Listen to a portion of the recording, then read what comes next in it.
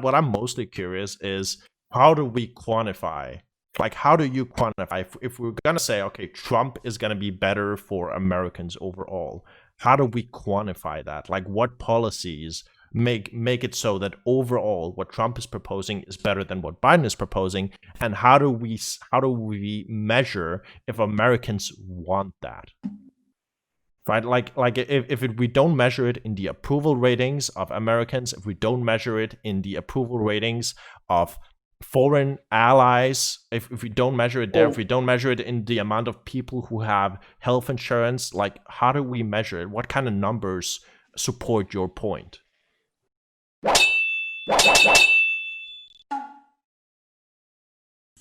All right, Great. we are back. I am very sorry about that technical error. We got it all sorted out, but we are going to go ahead and get started with the introductions. Dario, you've been here before. Tell us about your link. Yeah, so you can find me on YouTube, on Twitch, on Twitter at slash Dario Rahim. That's my name. I do politics, I do debate. I mostly just talk to people, and I try to talk to people from all across the spectrum. I talk to conservatives, libertarians, socialists, progressives. Anybody has a place in my community. So if you ever want to discuss ideas, very, very high level, big brain ideas, you can come join my Discord. You can come join my chat. And I usually stream weekdays around 5 to 6 p.m. and I go for a few hours. So yeah, thank you very much for having me on, and I hope we'll have a wonderful conversation. Awesome. Splinters, what can people find at your link? Yeah, so you can find me at twitch.tv/splinterscw or YouTube just /splinters. On Twitch, I do politics and debate content. The debate content I do is usually pretty structured, as well as like some debate critiques will make their way in there. On YouTube, I do a lot more media analysis, spotlighting content creators, and then some of the politics content makes its way over there. But if any of that sounds interesting to you and you want to come and hang out and talk about any of this stuff, like, feel free to drop a follow and say hi. Awesome. James, you've also debated on here a few times. What can people find at your link? Well, I'm not a YouTuber. James will usually post my contact information in there, but I am a huge fan of modern day debate. And once in a while, James will let me come on to talk about an important issue like this. So I just appreciate the chance to come on and represent our president. Amazing. And Richard, what can people find at your link? I know you're a poli-sci major. Yeah, I'm just a bored college student who isn't able to actually give any real opinions at this point. You can find me on Twitter at Richard Nasheed. If you want to talk to me, discuss ideas, email me at Richard Nasheed Jr. Or Richard Nasheed Jr. at gmail.com. Amazing. All right. So without further ado, let's go ahead into our opening statements. Dario, if you want to start us off. Yeah, sure. So I believe the thing we're sort of talking about is, or the original topic that this was framed around was sort of, who is going to be better for America's future? Would it be Trump or would it be Biden for the election? And I think, sort of, to answer that question, I think there's some philosophical questions you sort of need to answer first. First, we must consider, well, what does America's future entail? Like, what is it that you would want to see improve or done better? And I think a betterment of America's future is a betterment for the people living in America. And I think from a utilitarian point of view, I think what's best for America's future is to enact policies that help the most amount of Americans attain the most amount of happiness or utility possible.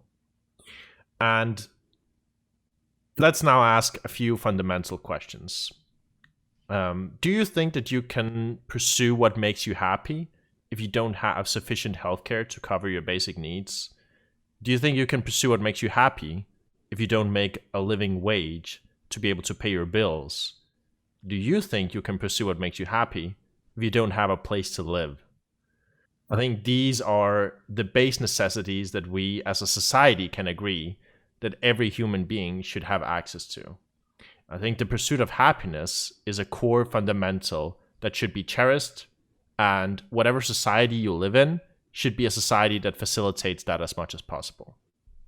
I think under a Biden administration, 17 million, based on economist estimates, 17 million more people would have access to affordable healthcare, better plans, and increased coverage for the worst off in society. Under the Trump administration so far, that same number has dropped 7 million since Trump took office. During his time in office, as we speak, the rate of uninsured Americans is steadily rising. Under a Biden administration, labor unions would be strengthened greatly and a federal 15 minimum wage would be instated. For Trump doesn't give a fuck about the minimum wage, and he's actively busting unions, costing workers potentially tens of thousands of dollars because Trump wants to play nice with Wall Street and remove their fiduciary responsibilities to workers and their 401ks and all kinds of deregulations. He even pushed for rules to relax safety inspections in coal mines and like a bunch of other regulatory changes which either reduce the safety of workers or cost them money. But not only that, he passed a tax cut which has helped billionaires pay a lower effective tax rate than the working class has for the first time in American history. And for housing, well, I mean, you don't have to look further than even before the pandemic, the worst off in society were spending more than half their income on rent. And now, with Trump's absolutely disastrous handling of the crisis, more than 40 million Americans are standing to lose the roof over their heads. And if that wasn't bad enough, we haven't even started talking about the fact that the world is actively burning from climate change, and Trump still hasn't recognized the dangers that the scientific community has presented for years. The Climate Action Tracker, an independent scientific analysis institute which tracks the climate actions of all the governments of the world, had this to say about the US under Trump, and I quote, "The CAT before Trump already ranked the US as insufficient, but under Trump, it now categorizes it at its lowest rank of critically insufficient. Trump has attempted to roll back the Clean Power Plan, sought to relax vehicle efficiency standards to such an extent that even the manufacturers have objected, and announced plans to weaken regulations to limit HFC emissions and regulations of methane leaks from oil and gas production. But not only that, the administration has been working to actively censor climate science within its own agencies." End quote. So, so far during his administration, Trump has implemented economic policies that are widely condemned by economers, implemented climate policies that are widely condemned by climate scientists, and implemented workers' policies that are widely condemned by the workers' unions. The only people that Trump cares about are the ones who fill his pockets. If you're watching this online, you're most likely either a student or a part of the working class. So ask yourself, is this the future you want for America? A future that only serves the billionaires, that actively lets them profit while the world burns? Or do you want an America that works for everyone? Yep, that was it. Oh, awesome. Thank you so much for that. We're going to go ahead over, I think, Richard, you were going to go next. Is that right? Yeah, I'll take the beginning. This is a little short notice, and I figured it would be really easy to just get up here and bash on Biden, especially about his mental capabilities. But let's at least take the positives of the Trump presidency and extrapolate them, because nobody ever wants to do this. So here are the 5 reasons that Trump, at least I believe, is much more suited to be the president of the United States than Biden. So the economy. Before the COVID virus, Trump was residing over the fastest growing economy in American history. His policies, such as the Tax Cuts and Job Act of 2017, are geared towards saving the middle class money and driving small business activity, which are 2 of my top priorities and most Americans' priorities. Number 2, while I'm not a fan of the way President Trump often speaks and acts while performing his role as commander in chief, This is merely an optics issue. At the end of the day, his rebuilding of an armed forces that was neglected and underfunded during the Obama administration was incredibly necessary. The U.S. military has been a top priority for the Trump White House, while Biden oversaw a massive reduction in both military size and spending. For example, by the end of the Obama administration, or by the end of the Obama presidency, the U.S. Navy had been reduced to its smallest size since 1916. That's crazy.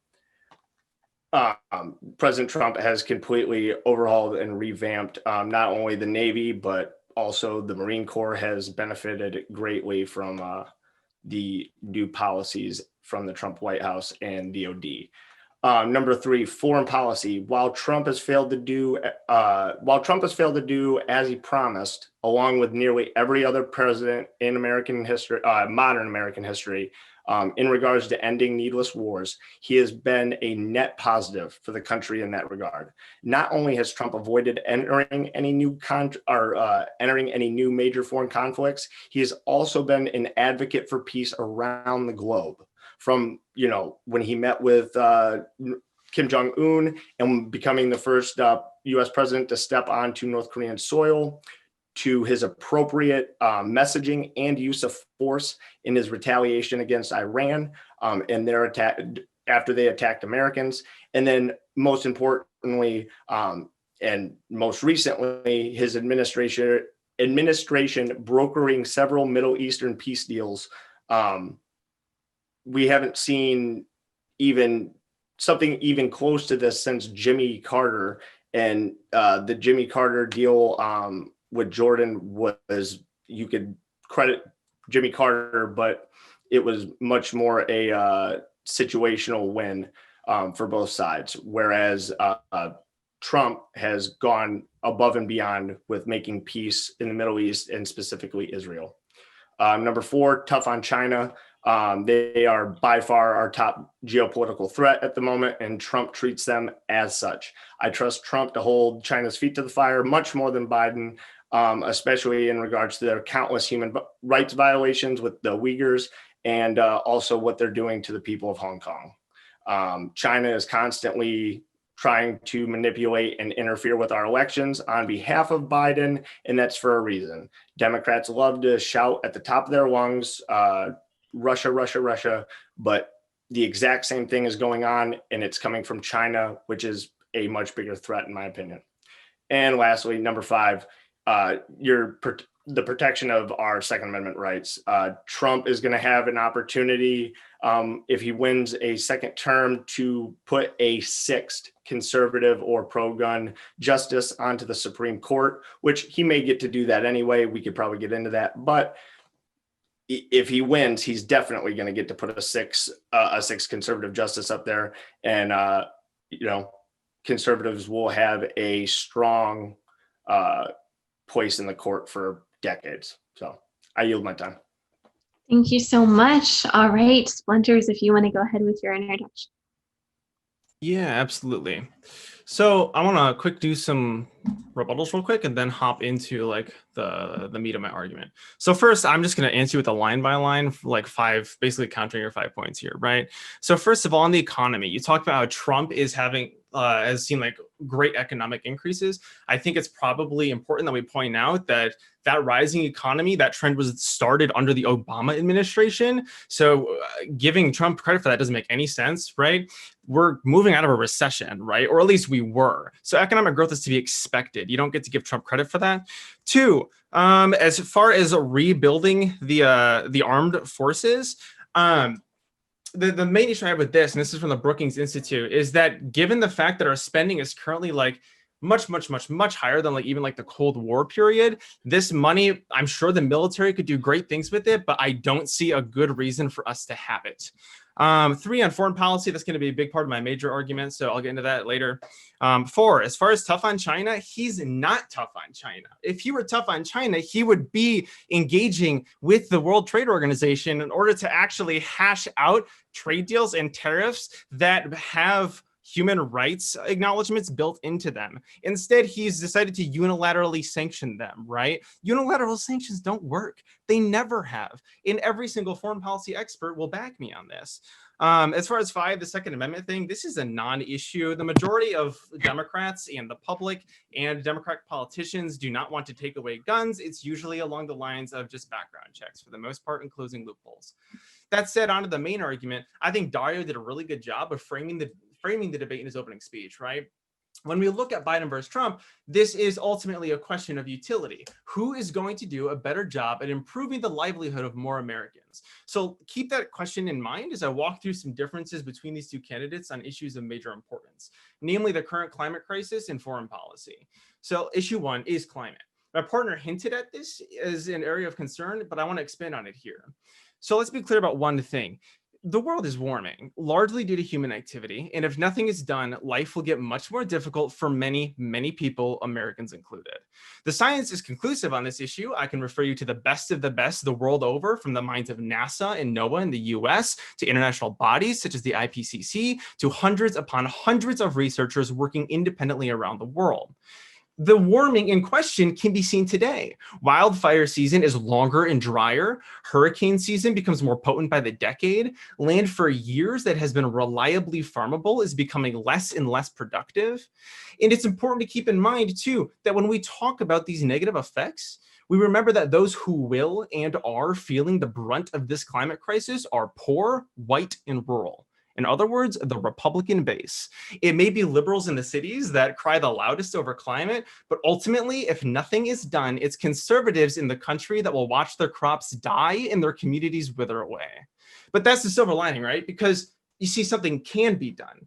From carbon taxing to sustainable energy subsidies to international action like the Paris Accords, there are real policies that can mitigate warming as well as the harm it stands to inflict. Some of those policies include stronger healthcare systems, housing assurances in the face of disaster. These arguments brought up by Dario in his opening speech, so you should remember those here. You see, everyone wins from climate action, but Republicans win the most. That said, who do you think is more likely to take strong action on the climate?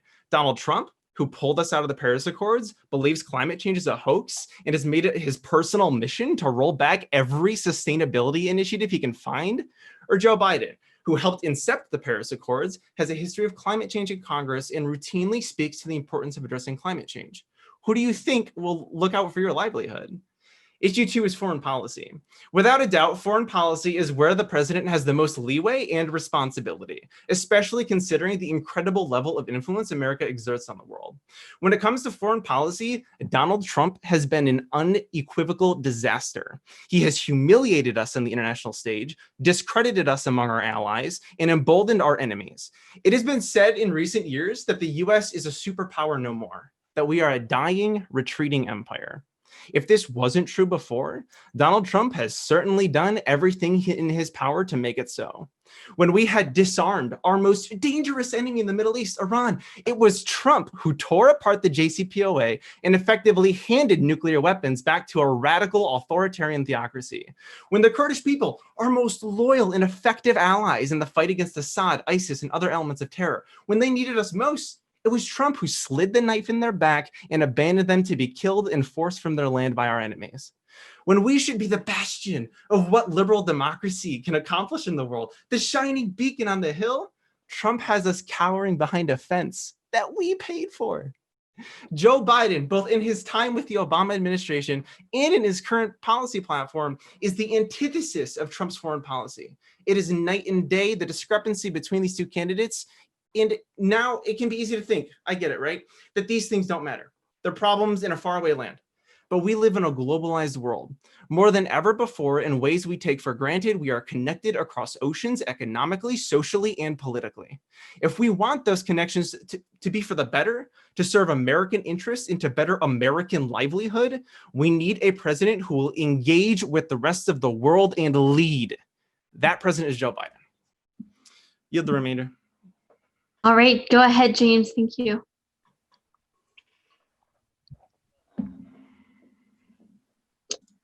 James, are you there? James, we can't hear you if you're talking.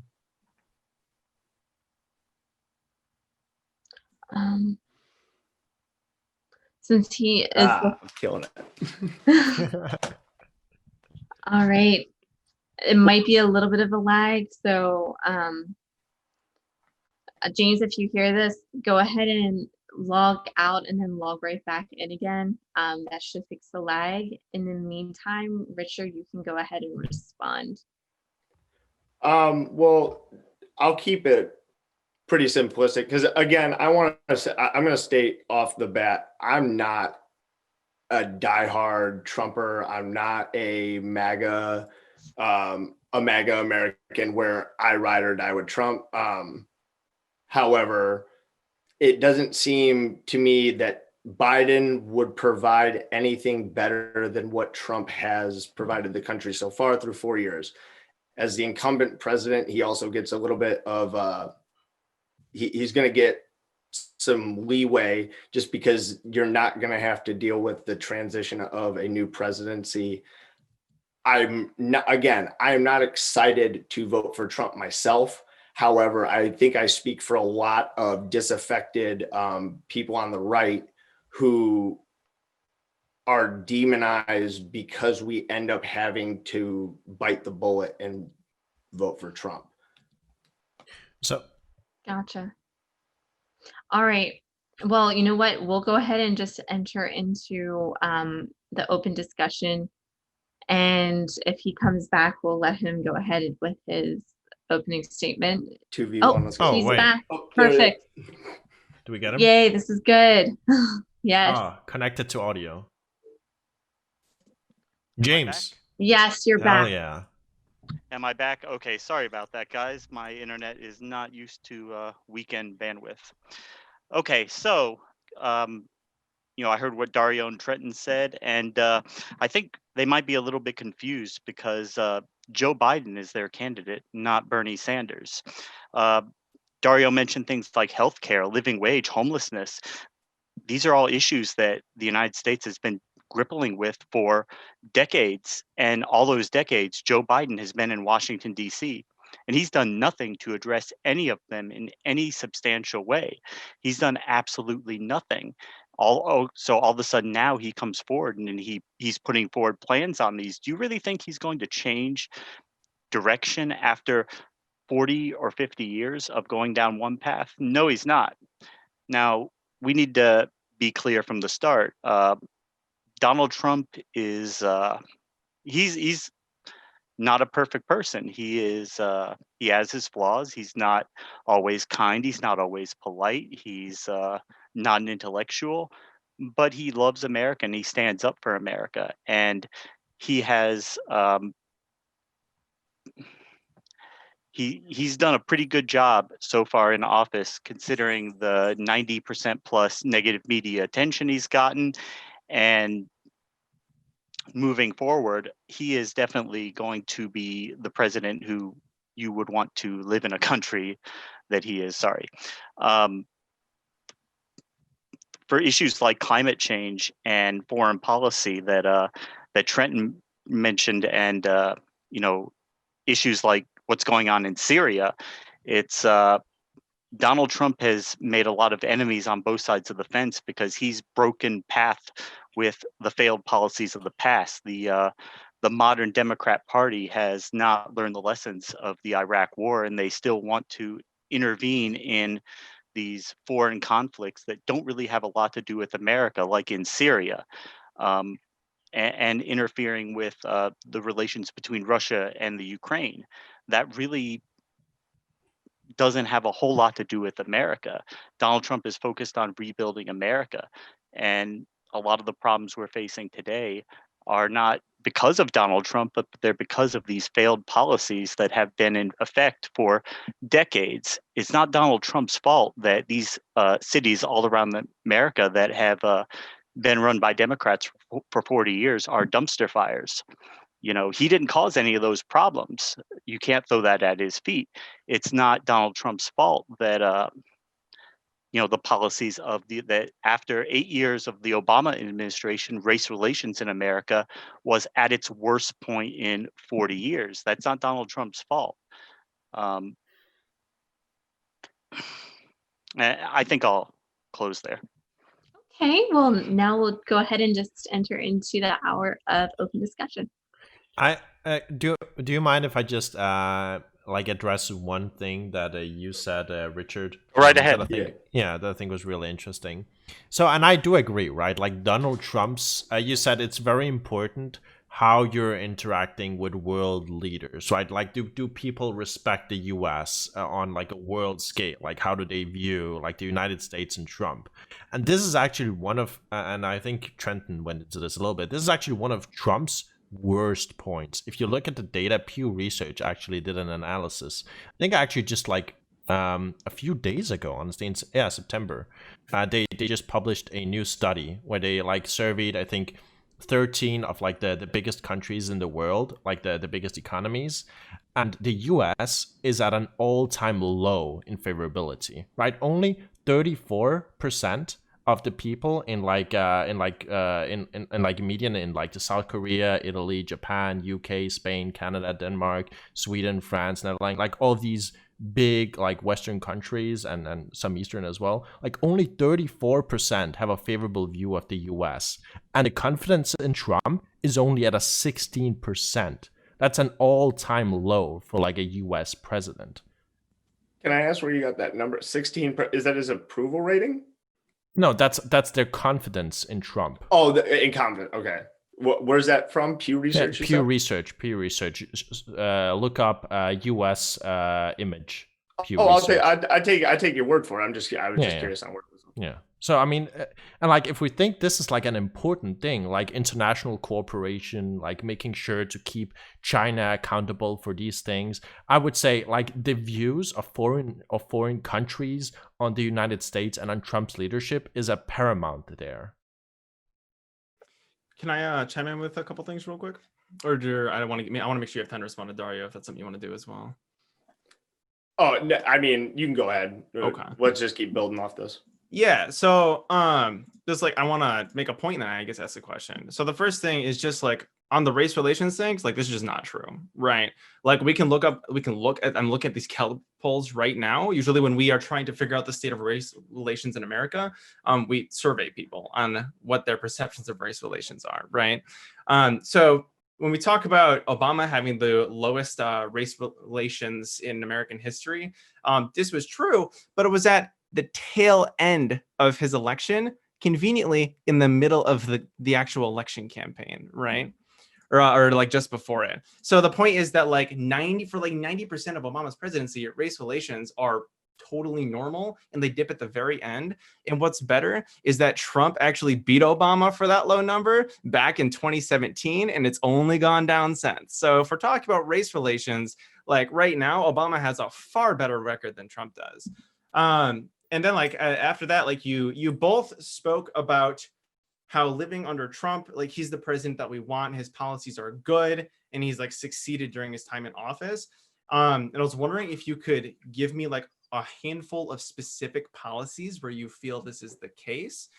So far, like the only one that I caught was in Richard's opening when he said that Trump has like increased funding for the military, which I feel like I somewhat countered with the rebuttal that we don't seem to need that. So I'm wondering, like, what policies does Trump has Trump really passed quick, where you're like, this is great?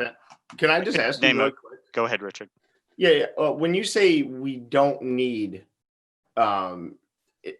military funding, one, what would your ideal spending on a military be? And then two, are we not involved in military conflicts currently? Yeah, we are absolutely. So I guess like to answer your second question first, I think is probably easiest. Yeah, we are involved in military conflict currently. Absolutely. Yeah. As far as to wrap to the first question, my ideal spending on military is whatever it takes for us to like effectively project the influence that we need to project. And so far, the empirics on this are that the best way to project this kind of influence is through engagement, primarily economic engagement, right? We don't need as much funding for the military as we currently give in order to achieve the military ends for those engagements that you talked about, right? It's not like we are dedicating 100% of our military to these engagements in the Middle East, these proxy wars and whatnot, and we are dying for funding or something. No, most of that money is going to training and to the, the salaries of soldiers, and then obviously the stockpiling of weapons. But you would understand that you don't have to be, you wouldn't want to be in the middle or, get thrust into a major foreign conflict and have to then build up, right? You want to be, okay, so what would be the point of making a statement like we don't need it at this moment? The point of making that statement is that it seems like we already have a military and have had for a bit that far outclasses our competitors, and combined with the fact that our economic leverage allows us to heavily disincentivize people taking military action against us or our allies. I find it very hard to justify the military costs given the rebuilding America that we need to do at home, right? This is kind of what James mentioned in his opening about like pulling out of the Middle East and like sort of stopping so much engagement over there because we need to focus on rebuilding America. I'm using the same argument, but with regards to military funding. Could I jump in here? So you asked for policies that Trump has done that have made America better, or specific results. And Yeah, if like you look at the Achilles heel of the Obama economy was wage growth. Wage growth cratered hard through the entire Obama presidency. And it was only after President Trump came into office that we saw any type of substantial wage growth for hourly workers. It actually was climbing pretty well before the coronavirus. Now, you mentioned about the military funding and whatnot. And yes, Trump has increased military funding. I'm not 100% on board with that per se, but if you don't think that our competitors are making strides in terms of their military funding and in terms of their military hardware, you're not really staying up to date on it. China has been aggressively pushing forward with new fighter jet programs that rival the F-35. So it's not something we can just ignore and say that we are the best. We don't really need to focus on the military at all, because China is becoming an ever increasing threat in the world stage, much more so than Russia. Yet the Democrat Party wants to focus on the Cold War legacy of the Soviet Union, which doesn't exist anymore. So I'm just fact checking this in real time. So you talked about wage growth, and I'm just looking up like the wage growth under Obama and under Trump, and what I'm seeing is that the wages under Obama were pretty much like steadily growing between, what is this, like between like 2 and 4%, like under Obama, just like swinging up and down, like up to a peak in like 2013 at way higher than like Trump has been. And then just when Trump took office, like in 2016, like a few months leading up, it dived down like in the last like few months of the Obama presidency into like a very low point during like the start of Trump. And it's only now during like 2018, 2019 during Trump that it's going back onto Obama era wage growth. So I don't know where you're getting. I don't know what graph you're looking at. Yeah, I'm looking at trading. Non-supervisory. Yeah, you can look up trading. Non-supervisory, non-agricultural workers. Yeah, I'm just looking at like overall wage growth. That was what you said, right? So if you look up Trading Economics, the website, it says United States wages and salaries growth between 1960 to 2020 data.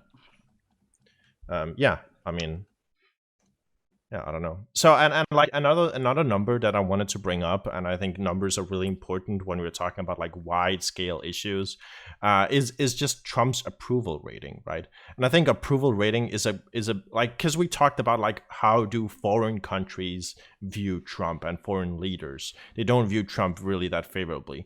But as you said, like Trump is mostly doing things for Americans, for American workers. So do American people generally like Trump? Well, I mean, if you look at Trump's approval ratings, Trump actually has the worst net approval ratings in recorded history. Amazing. Like, he is on track to being by far the like president with the lowest approval ratings of any president on average. According to what? According to What? 530. You can look up 538 is saying that he's going to be the highest he's going to have the highest disapproval rate of any president. No. The lowest, like approval rate. lowest average net approval rating. So like the difference between approval to disapproval, right?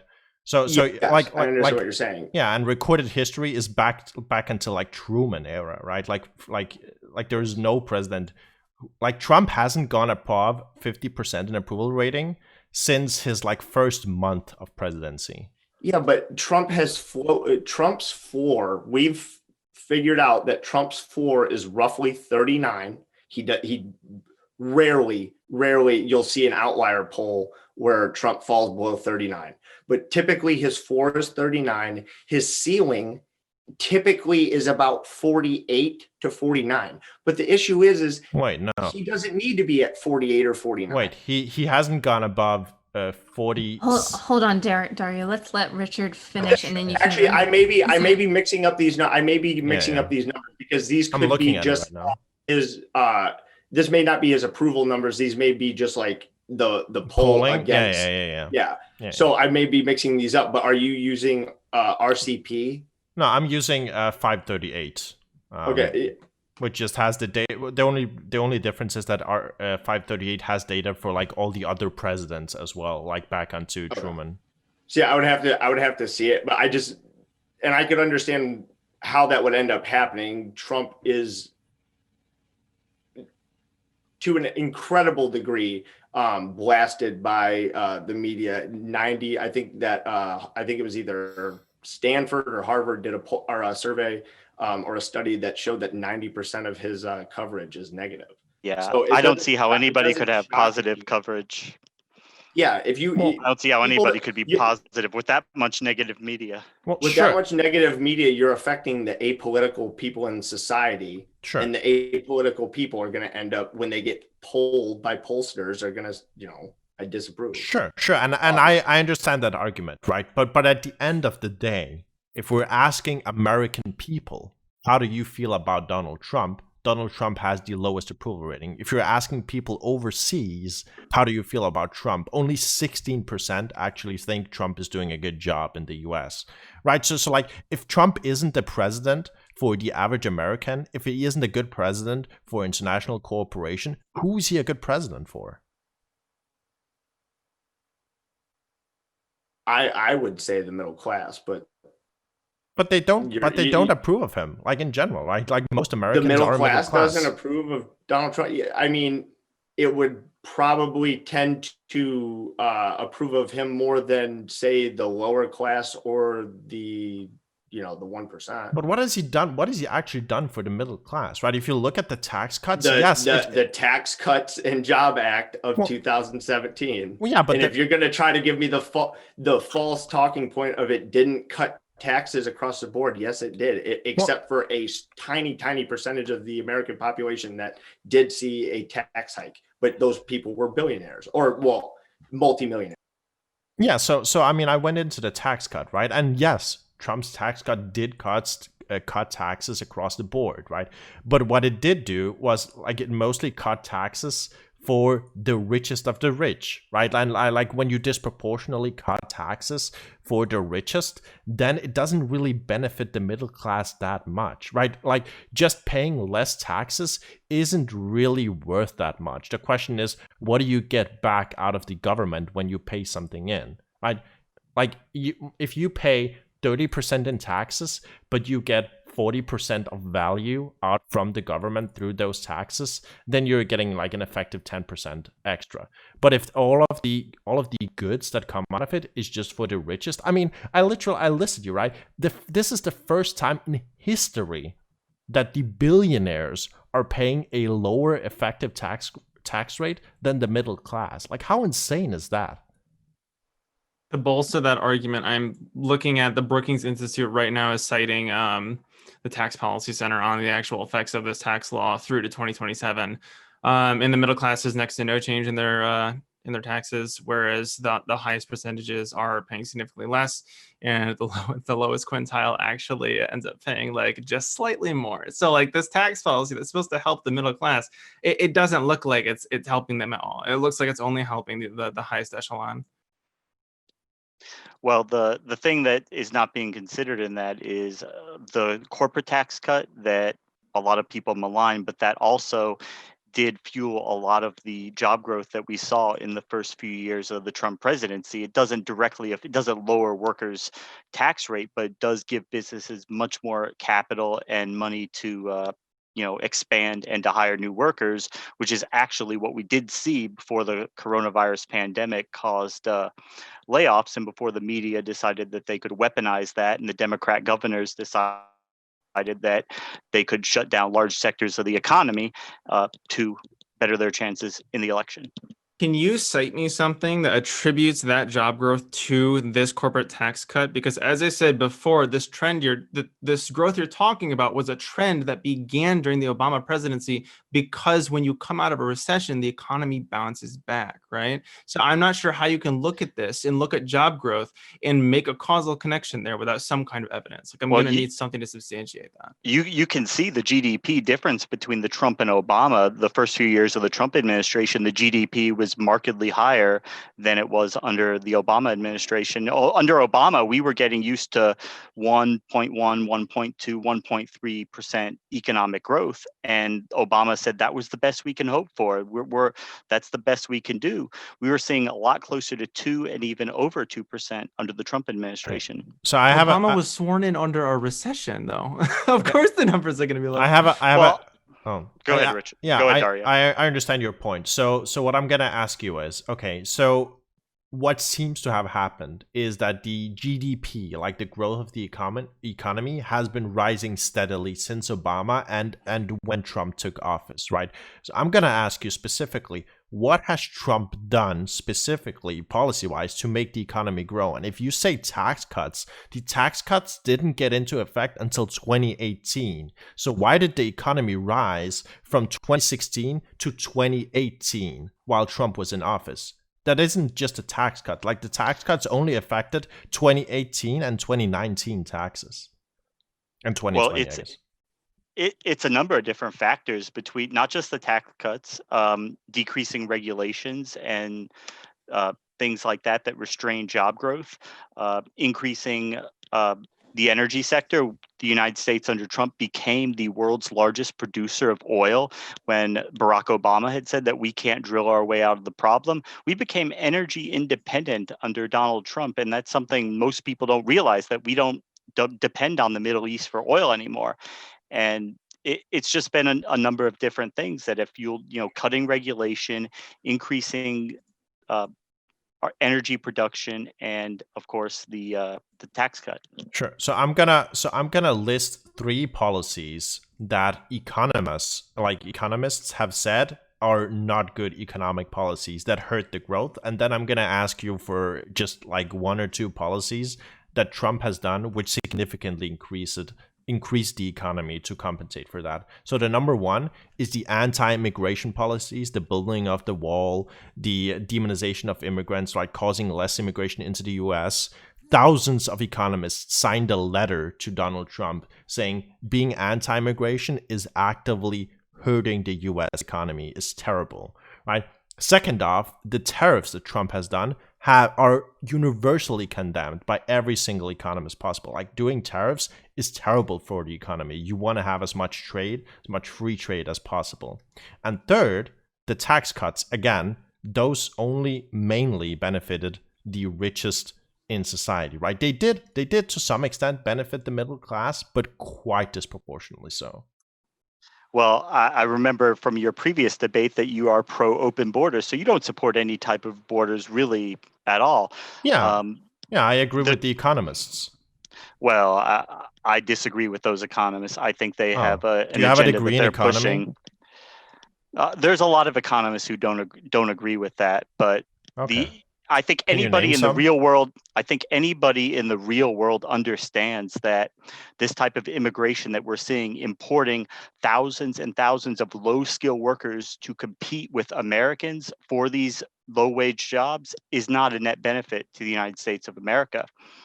What do you mean when you say not a net benefit? So, like, it is like you can just empirically view this, right? You can view the effects from immigration. There's been thousands. This is like one of the most studied subjects, right? How immigrations like affect wages. Like if you look at the US, like even fucking somebody like Borjas, who is relatively anti-immigration, even he will concede that like every single like US wage grows from, like every single person grows from immigration over time, except like like high school dropouts, which only see like a 1% decrease, right? And that's like what, 10% of the population. So like for 90% of people, wages grow. Like the economy grows from immigration.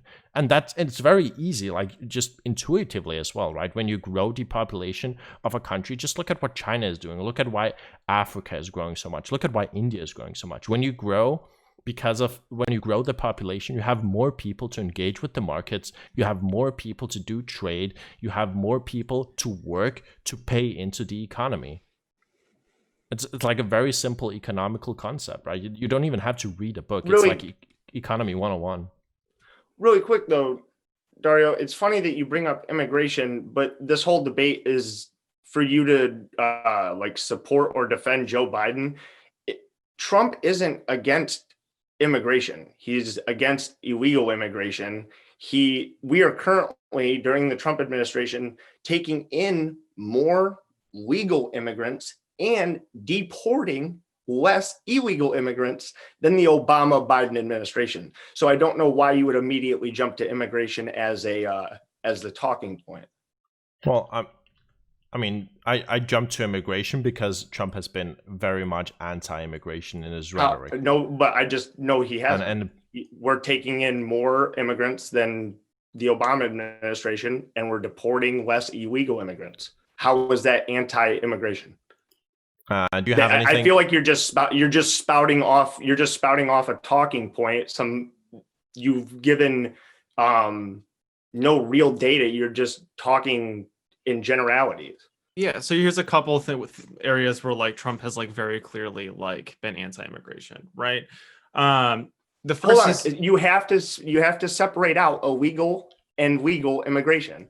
Wait, because if you're just going to immediately start talking about illegal immigrants, I don't care about. The problem is Trump is doing things that makes more kinds of immigration illegal, right? That's the issue. For example, we would look at the policies like popularly dubbed like the Muslim ban, right? Like this is something that was ostensibly in order to like protect America by keeping like high terrorism countries from like sending like potentially bad actors here. But the countries on that list don't even make the cut for like prime sources of terrorism, right? This is one of the major criticisms of that policy, where Trump is basically just saying, I don't want these people to be able to legally come to America, right? The number of, I don't know numbers. Do you have any citation for like how much like immigration has changed during time? Because what I'm looking at here is just that immigration has been like the number of immigrants in the US has been on a steady rise like since the 1960s. Yes, and all I said was we are taking in more immigrants now. How much more? Like I don't know exactly off the top of my head. I just know that there's more. Don't try to nail me down on a specific number. I am correct on the fact that we are taking in more immigrants now. Well, and even if let's scrap all that, let's talk about deportation of illegal immigrants, which is 90% of what Democrats cry about. It's the deportations, and that there were more deportations when the deporter in chief was in office. So again, you chose the wrong section or wrong topic to start with. Well, this is not the area that's going to flip anybody's mind. Sure. So I was only talking about like economic policies, and like why did like 1,000 economists sign a letter to Donald Trump to tell him to stop being anti-immigration? Are they all just biased? And like talking about Obama being deporter in chief, right? You do realize that the reason why people are calling Obama the deporter in chief is because they changed they changed the definition of what a deportation was under Obama. Right, Obama didn't if you kept the same definitions, like under Obama didn't deport more people than fucking George Bush and stuff. Like, and the vast majority. We're not talking about George Bush. Yeah, So yeah. I can give you two specific policies right here where Trump is acting to heavily curb like immigration to the United States. All right. The first, the RAISE Act of August 2017, was completely embraced by Donald Trump. That stands for Reforming American Immigration for a Strong Economy. The RAISE Act sought or seeks to reduce levels of legal immigration to the United States by 50% by having the number of green cards issued. The bill would also impose a cap of 50,000 refugee admissions a year and would end the visa diversity lottery. That's one. The second one is everything with Trump related to DACA is like a massive like middle finger to immigrants who are already here. Okay, come on, dude. How? He is conceded to DACA over and over and over again. He's letting the dreamers stay. And how long did he speak against it? In attempt to push it back before courts rebuffed him over and over again. It was it or was it not a unconstitutional act when Obama? We're not talking about whether or not it was unconstitutional. But hold on, you want him? We're talking about DACA, and let's talk about how DACA started. Was it or was it not an unconstitutional act by the Obama administration? I would have to go and revisit the court decisions on this because there were like 4 different ones. My understanding is that there were specific provisions in DACA that the courts rolled back, and that there were other ones they let through. I would have to go look. Okay, I'm just curious. What are your thoughts on executive orders then? Is this relevant? I would like to stick to the immigration. DACA is an executive order. Okay. Just quickly, I actually looked up the data while you were talking. So here's an article from Forbes. It says legal immigration cut in half. Most countries blocked. By 2021, Donald Trump will have reduced legal immigration by 49% since. I wonder how much COVID has to do with that. Sure, but you're just bringing up numbers, right? And if I look at numbers since Donald Trump took presidency, actually between 2013 and 2016, so the year that Trump became president, the immigration numbers were growing up to 1,100,000 in 2016, just before Trump became president. Then under Trump's presidency, it's been diving since then. It's been lower every single year. And under Obama's presidency, on average, the average of immigrants has been higher than Trump. So I don't know where you're getting your numbers. By the way, that RAISE Act I mentioned earlier was executive ordered in by Trump. I know I wasn't saying. Here's the issue: is I'm not a fan of executive orders across the board. You are wanting to pick and choose which ones you like and which ones you don't like. I didn't even say I like DACA. Why are you using it as a negative towards Trump? Because you told me that Trump is for immigration and has not taken steps to curb immigration. And I've given you, and DACA was one of my 2 examples of how he has taken steps to curb immigration. Whether or not we support executive orders or think DACA was okay is totally irrelevant to the reality that Trump has gone out of his way to curb immigration to America. Okay, and again, that I didn't state that he was. I didn't state Trump's policy. All I was stating was that there were more immigrants coming into the country now. So to act like he is anti-immigrant, that immigration doesn't make sense. Because unless you're going to say every other president before Trump was anti-immigration. But it to Trump. Yeah, but the issue is that the numbers don't agree with you, right? So, just before Trump took office, you said they keep rising. No. Just before Trump, okay, listen very carefully. Just before Trump took presidency, so between 2013 and up until Trump took office in 2016, the number of legal immigrants was steadily rising from 900,000 to 1.2 million. And then since Trump took office, it's only been diving like lower and lower every single year since Trump took office.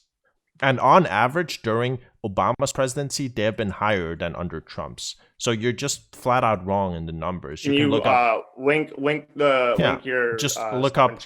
No, just link whatever you're looking at in chat. If you'd like to, you can screen share. I Or don't screen. have Yeah. a. Show. Actually, let's just show the. I wish we could show the audience. I'd love to look at this because I haven't Uh, seen these numbers.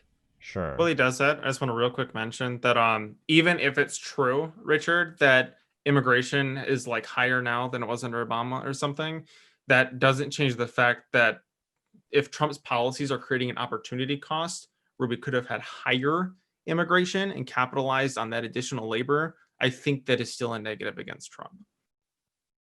Okay. I don't know if this Like works. I said, just link that in or. Oh, wait, do you see this? Yeah. I don't Okay. know if I do not know if audience can though. Okay. Yes, they This can. is 2008 to 2018, right? So this is under Obama. So under Obama, it was pretty high, and then it started dropping, and then rising a little bit, and then up to 2013, where it dropped to a low, and then from 2013 to 2016, where Trump took office, it's been steadily rising, and then since Trump, it's just dropped. And So you can What do you read- think I would will be an have to look- I ideal will- number? And you can Dario. read the projections on Forbes in terms of like the rest, like 2019, 2020, and then projection to 2021. It says illegal immigration will have been reduced by 50%. And you can say that's because of COVID. Maybe some of it for sure. But like the trend is very obvious. Like since Trump office, the immigration has dropped. Okay. Like I said, I'll have to pour over these numbers. Sure. I'll have to pour over those numbers because Sure. from my understanding, yeah, is that, go ahead. Just go ahead. Yeah, I don't want to just like harp on these numbers all night. Like we can talk about a bunch of different things. Like what I'm mostly curious is how do we quantify? Like how do you quantify if we're gonna say okay, Trump is gonna be better for Americans overall? How do we quantify that? Like what policies make it so that overall what Trump is proposing is better than what Biden is proposing, and how do we measure if Americans want that, right? Like if we don't measure it in the approval ratings of Americans, if we don't measure it in the approval ratings of foreign allies, if we don't measure it there, if we don't measure it in the amount of people who have health insurance, like how do we measure it? What kind of numbers support your point? Well, I wouldn't have any specific and James, I'm sorry to keep going.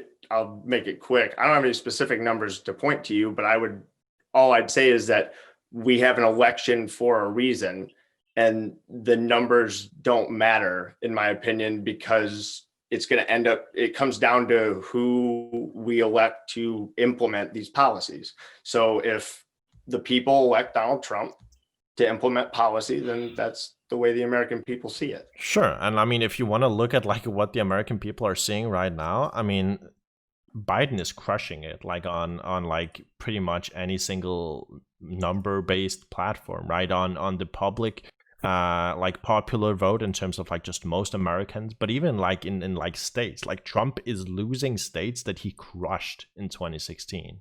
Right, so like it's obviously this is a much different race than 2016. Yeah, exactly. Like, and it's obvious, like by any single metric we have available, that Trump is not doing that well, right? Trump is getting crushed. No, and I'm not sitting here saying that the polling looks good for him now, and nor did it look good for him in 2016. And I'm not a person that says that the polls were wrong in 2016, because that's not true. The polling was pretty accurate. It was more state by state stuff was where we had an issue. Yeah, exactly. Now, this is where I wonder, is there an inherent flaw with the polling we do in the United States? I personally don't know, because we've had instances that show that it's almost like deadly accurate, but then you also have instances like 2016 where the national polling was given Hillary Clinton like a 90% chance to win. Sure. And I like so this is actually something I can speak to with a little bit of authority. So I somewhat have a background in statistics. I had some courses at university, and generally the way these things do is that it's to some extent it's by trial and error, and it's by testing like how well you do over time, right? So even if in some states, polling wasn't as good in 2016, that means that you have an opportunity to find out what went wrong and improve, right? And the only way you can see how it improves is by seeing how your data lines up with the actual like elections, right? And if you look at the elections of like the midterms, like the 2018 elections, like the different house races, like all of these things, polling has improved since 2016. And there is some truisms in terms of like or like truisms, but there is some statistical facts in terms of American elections, right? So one of the things is that generally challengers, so when there's like a president and a challenger, the challenger generally has a 1% higher poll than is predicted, like, or 1% higher support than predicted in polling. And generally, the Republican candidate has a 1% higher support than the polls predict. And if you take these into account and look at how polling trends have happened during the midterms, it seems like polling has improved quite a lot, specifically in polling like the support for Donald Trump, which, as you said, like did fail a little bit in the swing states during 2016 for sure. Specifically in Wisconsin, it was really bad. It is worth pointing out real quick, just because I like to bat for polls a little bit, is that most aggregate polls had Trump winning well within the margin of error. So like they weren't like the 90% thing was more media reporting and whatnot. But yeah, for sure. Again, the media was definitely biased. Polling, and if you were taking outlier polls, that was the issue. You had to look at aggregate polling, which people don't do. Yeah. So I mean, and listen, like I don't want to, again, like we don't have to harp on the data like as much. Obviously, you can sit and fact check us like in real time. I'm just like, if you were to tell us like what is good for the average American, like a few things, like what could you bring up and say this is something that Trump is actively proposing a better solution? So not necessarily like what can they implement or like what is realistic, but like just, does Trump have a better solution for healthcare? Does Trump have a better solution for wages? Does Trump have a better solution for housing, for education? Like, do you think Trump is better on any of these issues? And I guess how? James, you can take that. I know. Well, I mean, given that Biden's been in Washington for decades and he's done nothing to address any of these issues, I don't know why you all of a sudden have all this confidence that all of a sudden now he's going to actually make the kinds of fundamental change that you want. Sure. Which issues did you do? So I guess I take issue with this idea that like Biden didn't work to address any of these issues, right? Like the ACA did a lot as far as getting people coverage, and Biden had like record a strong high hand in that. Yep. The ACA was a train wreck. It's a train wreck. How can you say that? 22 more million people covered. Yeah, with shitty insurance, but I digress. It's better than no insurance. Listen, if you support universal health care, if you want everybody to have cost-effective, affordable health care, the ACA is the biggest problem in that, because it keeps alive this beast that is the capitalist for-profit healthcare system. And Biden wants to make that, he just wants to make Obamacare suck a little less. He doesn't want to move forward to a real universal healthcare program. I know Donald Trump doesn't either, but if you elect Biden, you're not going to get to a real universal healthcare that you want. Sure. So before I address the healthcare one, I just want to say, let me just list some of Joe Biden's lifetime ratings from big advocacy groups. So Joe Biden has a 96% lifetime rating for retirees, has an 86% lifetime rating for civil liberty unions, for American labor unions, 86%, for environment, 83%, for like government operations, like above 50%. Like all of these things, these are things that Joe Biden has fought for like, during his like generally. What like, about shilling for the credit card companies in Delaware? He probably has a high rating with those executives too. Sure, but listen, this is the crux of the issue, right? So obviously, like every single politicians get their money from somewhere. I mean, this is true for Biden. This is true for Trump. The question is, how do those presidents or how do those politicians advocate for and vote for policies, and what do they generally do? So you are correct. Like, Biden has changed his opinions on some things during his long career in politics.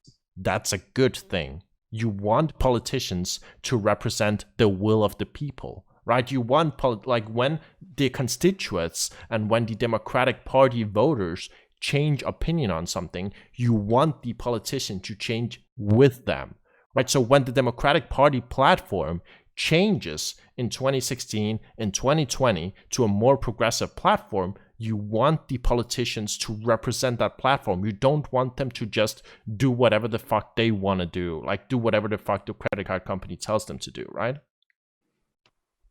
Do you remember 2008 when Barack Obama ran? He ran a very progressive campaign. In fact, he promised to fundamentally change the way the American economy worked. And the results of that, I hate to say, are pretty underwhelming. He didn't really change a whole lot. He tried. Yeah, exactly. This doesn't seem like he a fair tried. criticism.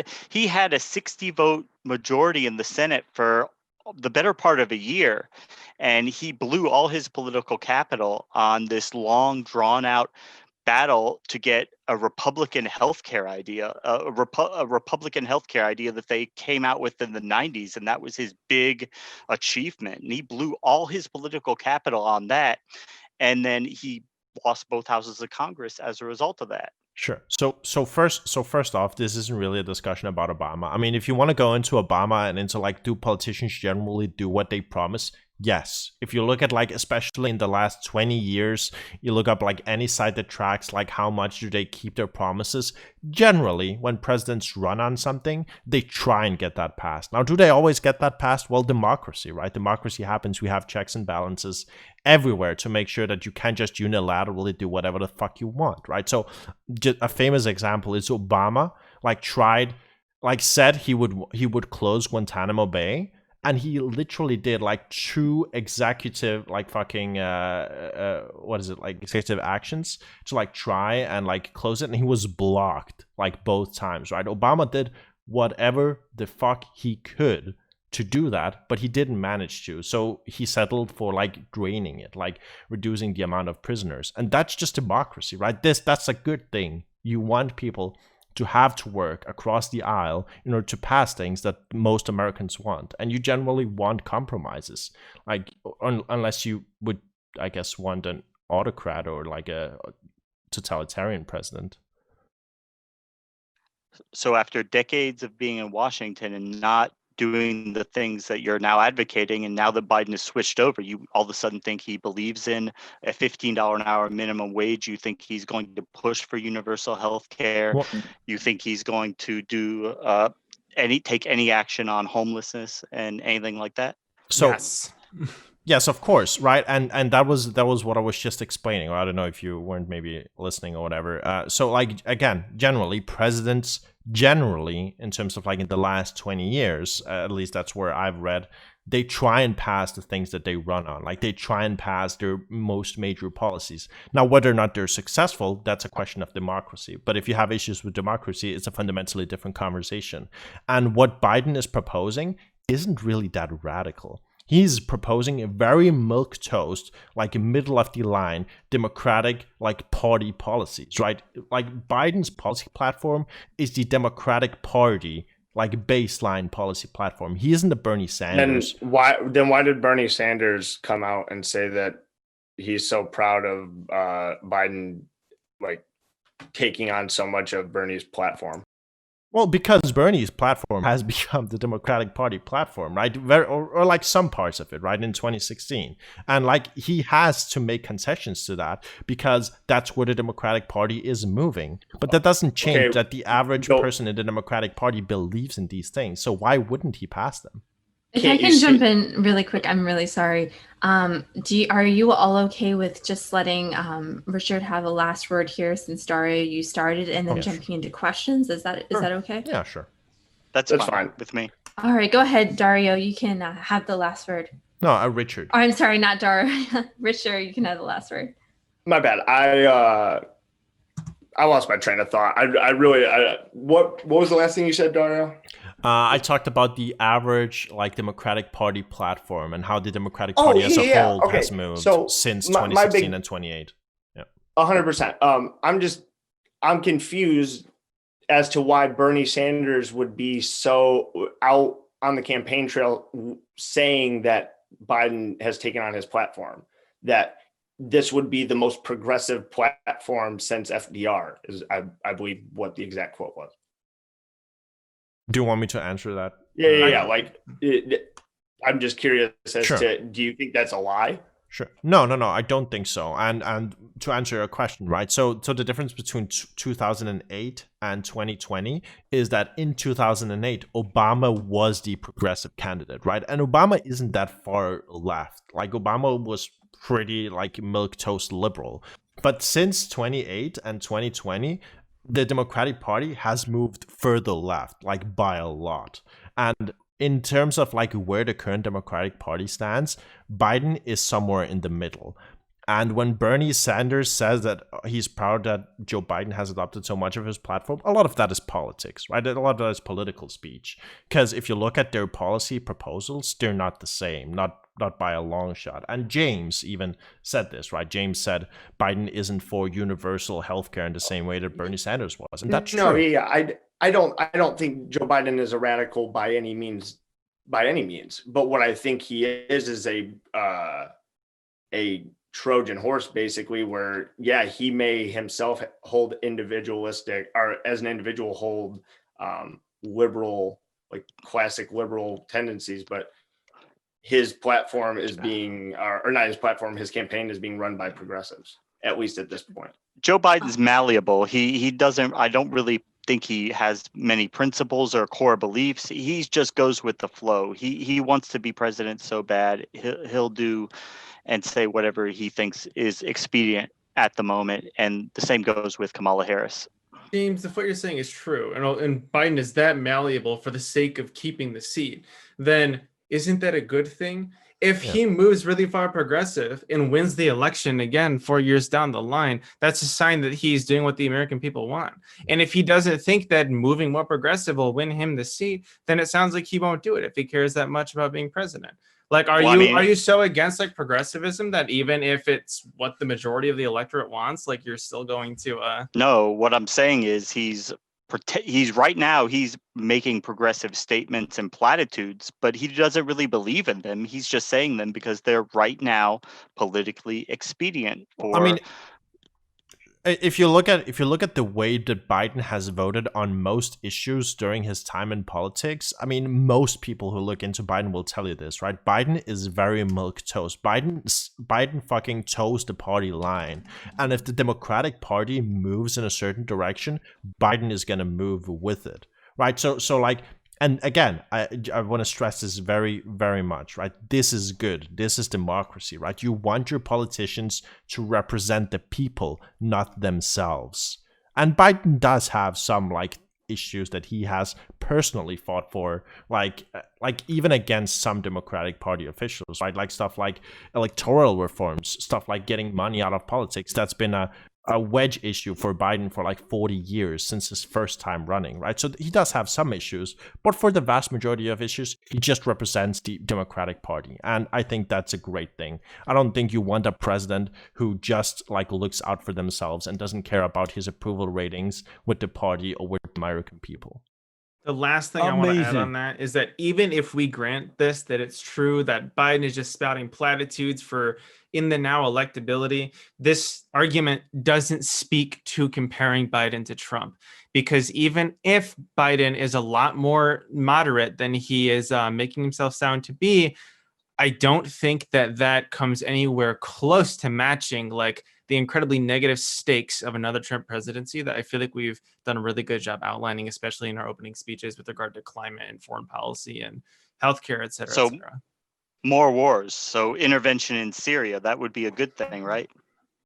It depends what kind of intervention it is. It could be. Did you want to move to questions? Richard, James, if you want to finish up, we can. That's a funny statement coming from a Democrat or a far leftist. So intervention in Syria is good. boots on the ground, take out Assad. And just like what happened in Libya under Obama, they didn't learn that lesson. There's a Yeah. bot. I did not say any of those things. I said it could be depending on the kind of intervention. What we want is assassination of foreign leaders, like out of nowhere, like in Exactly. spite of our allies. You mean foreign leaders? You We- mean we- terrorists who had been wanted for over a decade, I believe? All right.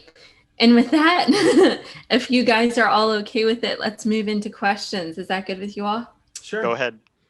All right. Perfect.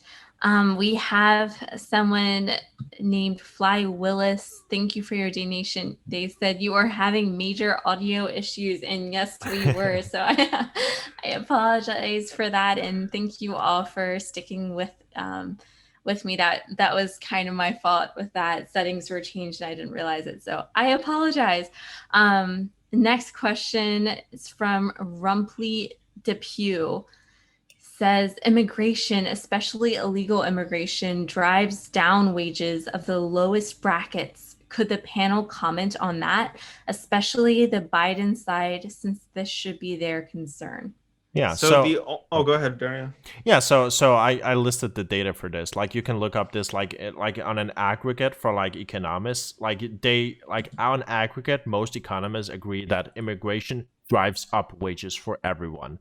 But the most critical ones, like Borhaus, will say that it drives up wages, except for a specific group which is called high school dropouts, where it drops the wages 2%, I think, and goes to 1% over 5 years. So a 1% drop for high school dropouts, which is like 10% of the population, but a growth for every single other like group of people in America. And what it does in terms of like taking the lower class jobs is that it up qualifies the rest of the population who are currently working into managerial positions, into management positions, into like logistical positions, and therefore it makes their jobs more lucrative, right? And it just gives more people in the economy. Again, look at the growth of China, India, Africa. It's very much population based.